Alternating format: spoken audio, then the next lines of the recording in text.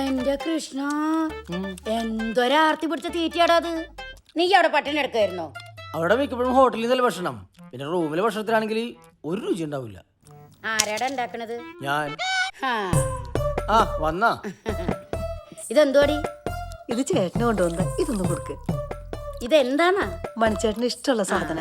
അല്ല, എന്നിട്ട് ഇങ്ങനെയാ കൊണ്ടുവരുന്നത്? ഒരു പാത്രത്തിലാക്കാണ്ട്. ഇതിങ്ങനെ വെച്ചാൽ മുഴുവനാവും തിന്നു. ഒരു കഷ്ണം പോലും എനിക്ക് കിട്ടില്ല. ആകെ വാടിപ്പോയി. പിന്നെ വരാവേ.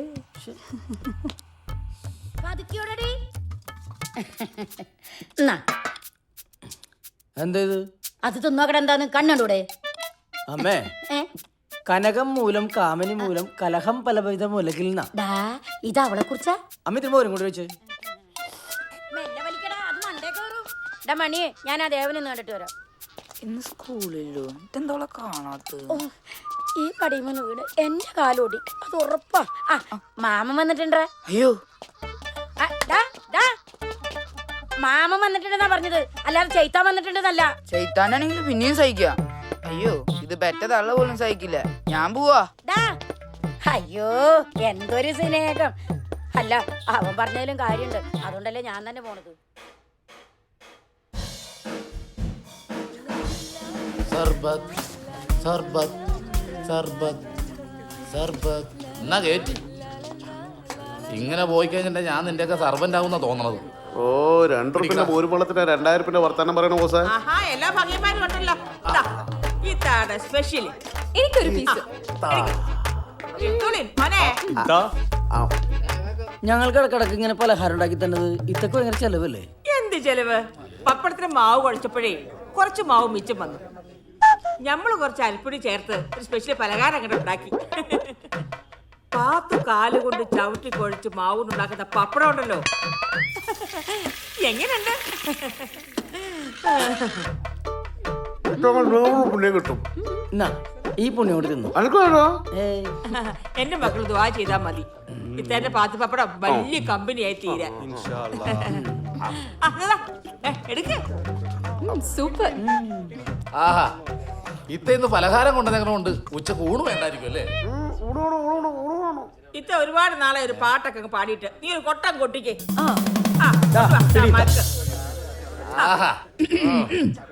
കസ്തൂരി തൈലമിട്ടു മുടി മിനുക്കി, മുത്തോട് മുത്തു വെച്ച വള കിലുക്കി.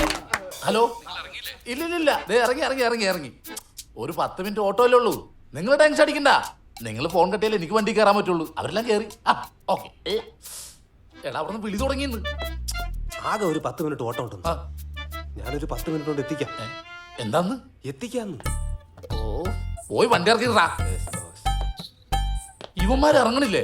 10 കിലോമീറ്റർ അപ്പുറത്ത് ഇറങ്ങാൻ ഞാനിവിടെ എത്തി. എന്നിട്ട് ഈ മുറിക്കുള്ളി ഇവന്മാര് പുറത്തിറങ്ങില്ല.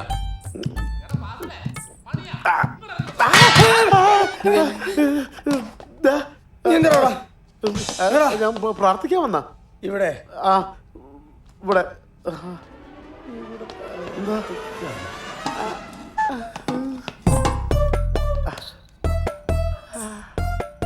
ഈ ബ്രാൻഡി കളവ് വ്യത്യാസം ഉണ്ടല്ലോടാ. ബ്രാൻഡിയോ? അത് ചുക്കുള്ളല്ലത്. ചുക്കോള നിനക്ക് കുടിച്ചു നോക്കാൻ പറയാൻ പറ്റടാ. ബ്രാൻഡിയാണോ ചുക്കോളാണെന്ന്? ചുക്കുള്ളാണല്ലോ.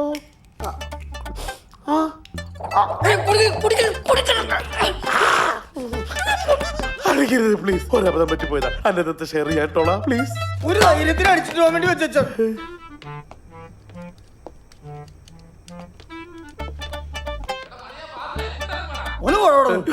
എല്ലാരോടും പറഞ്ഞാറ്റിക്കരുത്. പറ്റിപ്പോയി.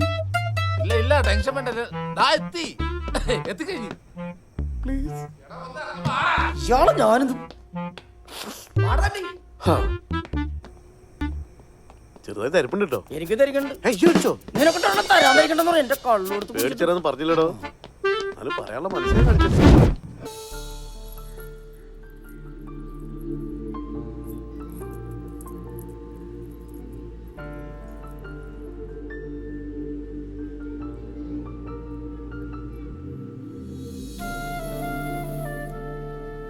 ഇതിപ്പോ നിന്റെ ഇരിപ്പുണ്ടാ തോന്നുന്നു. നിന്റെ കല്യാണം മുടങ്ങിയെന്ന് വിചാരിക്കുമല്ലോ.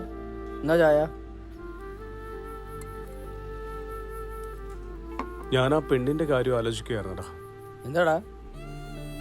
ഞങ്ങളെപ്പോലുള്ളവർ വലിയ വലിയ സ്വപ്നങ്ങളൊന്നും കാണാറില്ല. പക്ഷെ കണ്ടു കഴിഞ്ഞാൽ അത് നടന്നില്ലെങ്കിൽ സഹിക്കാൻ പറ്റൂലടാ. ഞാൻ ഇന്നലെ ഒരുപാട് പ്രതീക്ഷിച്ചു.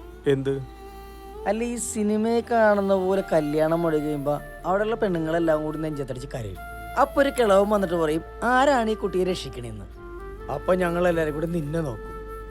ആ സമയം അവളുടെ തല്ലാൻ വന്ന ചേട്ടൻ വന്ന് നിന്റെ കൈ പിടിച്ചിട്ട് പറയും, ദേവാ, നീ എൻ്റെ പെങ്ങൾക്കൊരു ജീവിതം കൊടുക്കണം.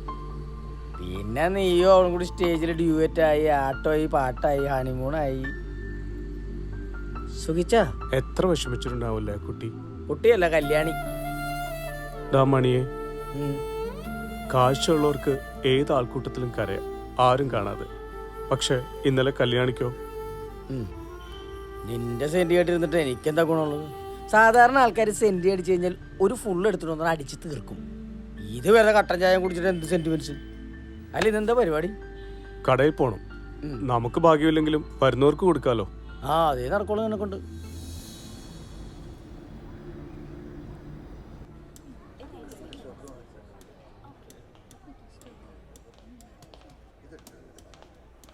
സർ, എന്താ വേണ്ടത്? കല്യാണി ഉണ്ടോ? ഒരു കാര്യം സംസാരിക്കാനായിരുന്നു. ഉണ്ടല്ലോ, ഒരു മിനിറ്റ്. ആ, യെസ്.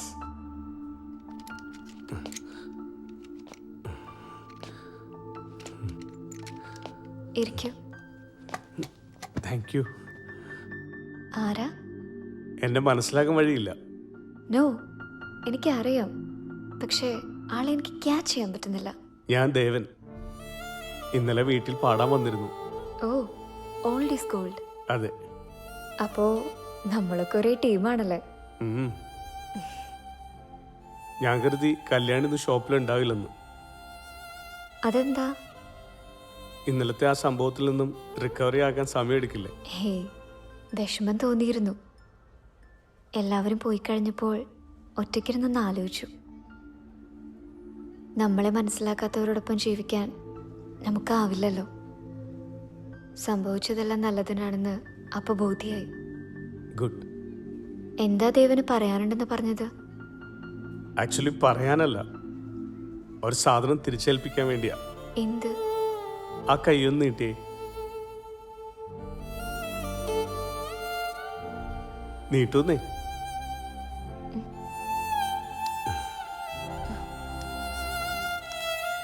എന്താ ഇത്? തുറക്ക്.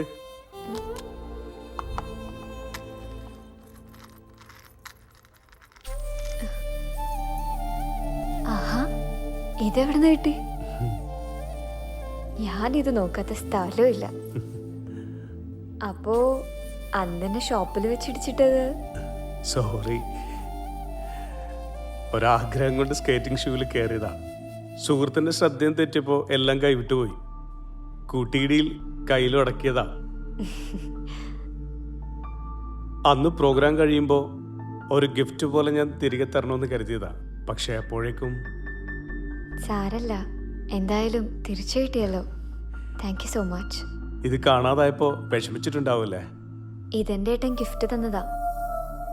ഇതിന്റെ ലോക്കറ്റ് പൊട്ടിച്ച 2 പാർട്ടാവും.